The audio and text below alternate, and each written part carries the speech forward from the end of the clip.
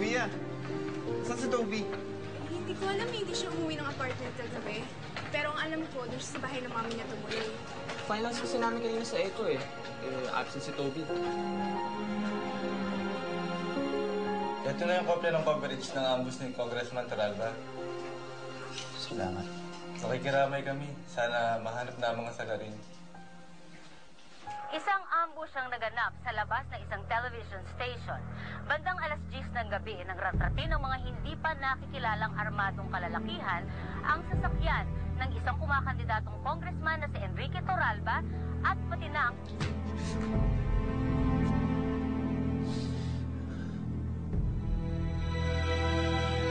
Hindi ko alam kung tama ang desisyon ni Rafael. Hindi ko rin alam kung tamang payagan ko siya.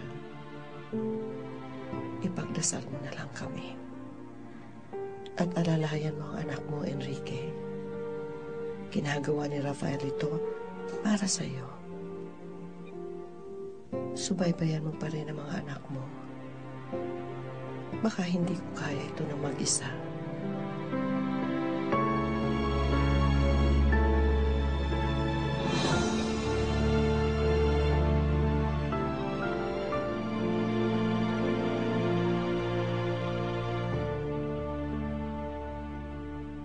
Ito ba yung schedule natin? Yes, sir. Okay, pakita nga.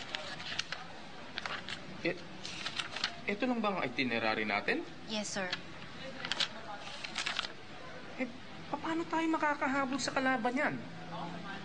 Lahat ng bahay ng butante dapat mapuntahan nating isa-isa. Pero sir, nakaschedule na po kayo ng community visits next week.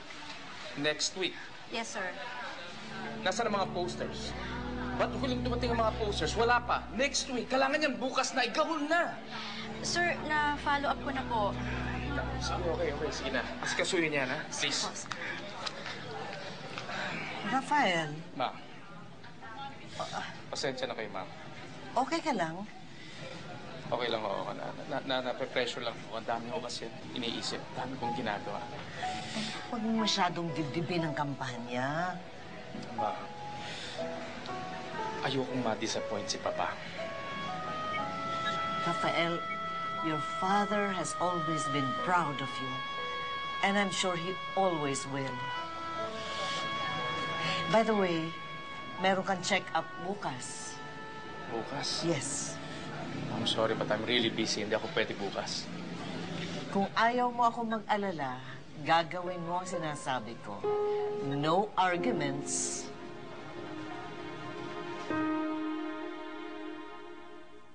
Lola, ang sabi ng nurse sa akin, nandito daw si Rafael. Puntahan ko kaya? Oo naman. Nang nakamusta mo? Okay lang kaya kung sabihin ko sa kanya tutulong ako sa pagkampanya? Oh, akala ko ba hindi ka agree sa pagtakbo niya? Siyempre, natatakot lang ako para sa kanya, pero hindi ibig sabihin ayoko siyang manalo, no? Okay lang kaya yun, Lola?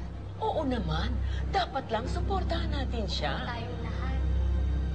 Sige, puntahan ko lang siya. Sige.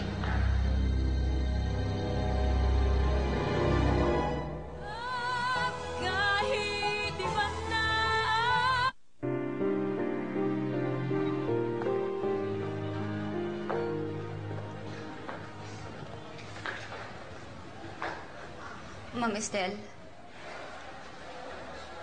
What are you doing here?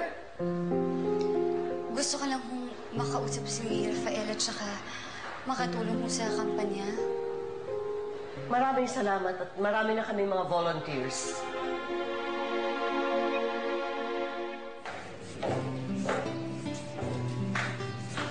Anong nakuha mo sa stat?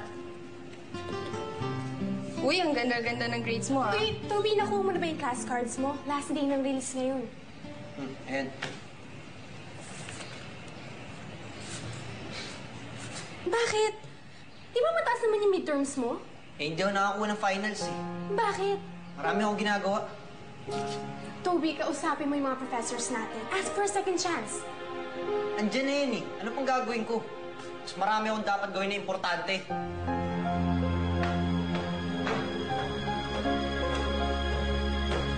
Ma'am, gusto ko lang pong malaman ninyo na ikinalulungkot ko ang pagkawala ni Sir Enrique. Totoo ho yun. Pero walang kinalaman ng itay ko. Nandito ho ako ngayon dahil gusto kong suklian ang lahat ng kabutihan ni Rafael sa akin. Suklian? Baka naman namumuhunan ka lang. Kilala ko ang mga babaeng tulad mo. Laging kailangan nilang lalaking makakapitan. Dati, si Miguel, ang anak ng may-ari ng asyendang tinatrabahuhan mo. Tapos, naghanap ka ng mas mayaman, si Martin. At ngayon naman, gusto mo ng lalaking may posisyon, kaya si Rafael naman ang hinahabol mo ngayon. Dahil gusto mo maging First Lady ng Amadesto. Hindi ho totoo yun. Dati, sinabi ko sa'yo, huwag kang lalaban hanggat hindi mo nakikilala ang sarili mo. Sinabi ko rin sa'yo na ang kahinaan ay maaaring maging kapangyarihan. Hindi ko aakalain sa amin mo gagawin.